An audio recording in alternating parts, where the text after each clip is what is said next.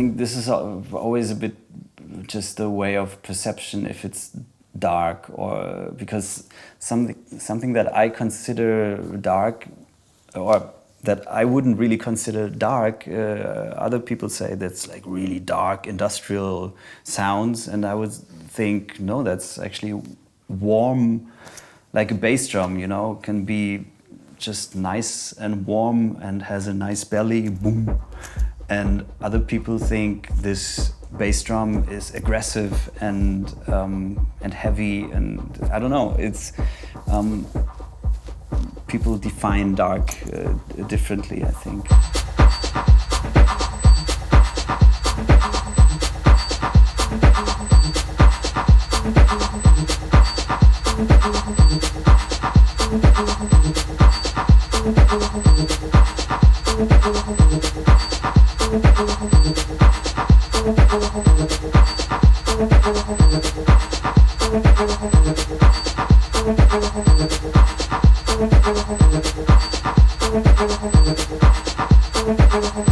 Techno is kind of an uncompromising thing. I mean, it was for me when I started.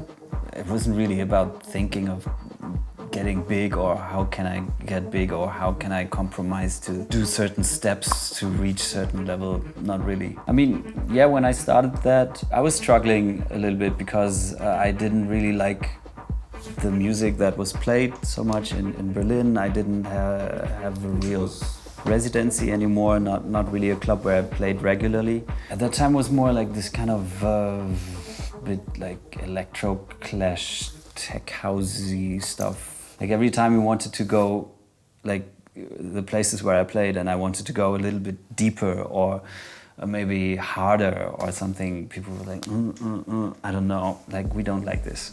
And I always felt like I can't really do fully what I want.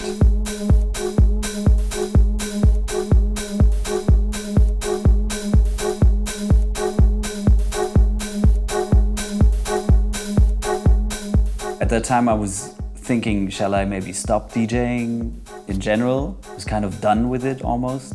Or I thought if a place like Ostgut or then Berghain, this would be another challenge. Like this would be something that would really get me going again. I think it's something that just happens quite rarely. When a scene or when a circle of people or like an idea pops up, it kind of almost comes out of the blue. You can't really predict it or make this happen. The owner of the club, Berghain, he definitely had a big influence in that, in like his vision. But also the club itself, I think, has a certain aesthetic. We had our little island or what we believed in, and but there was always this feeling behind it that there is a value in it. Like I did what I really liked, and when I started there, I just knew this is really the place I was waiting for many years. And then when I started playing there, I felt like, okay, now this is my home.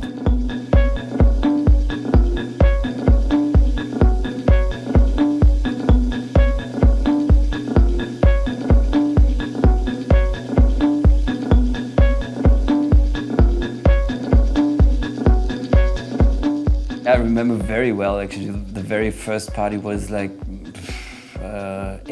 88 or so. That was like the first acid house party in Berlin. And that was the first time I ever heard this loud bass drum and strobe light. I was like, whoa, what is that? Like blown away by this, really. Like this is something completely, I'd never seen anything like that before.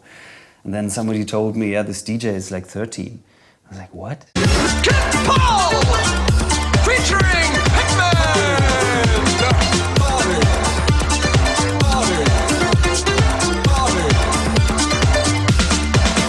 It was Kid Paul, who was like a little bit of a hero in Berlin at that time. He was 13. He was this kid playing acid. I was almost like, I came in there and I was like, oh God, this is too much for me. But and I was like a few years older than this DJ. But it kind of grabbed me. It had something. I think I got involved in this music because I was going through phases where I listened to all kinds of music, and at some point I was bored and I was looking for something new, something really fresh, which was not there before. I listened to jazz, classic, pop, rock, indie, whatever, and at some point it's like, and now what? And then when the 90s came and like this new kind of electronic music and techno was just something really new and different. I think kind of really like the last revolution in music.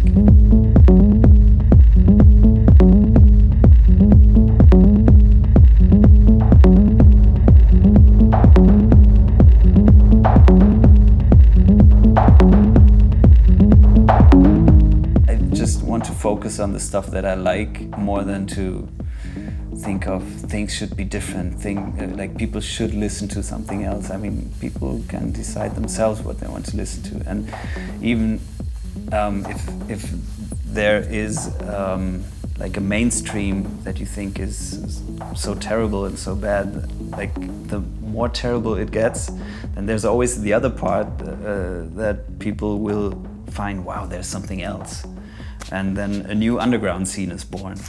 So I think everything is quite balanced and in an okay order, like it is.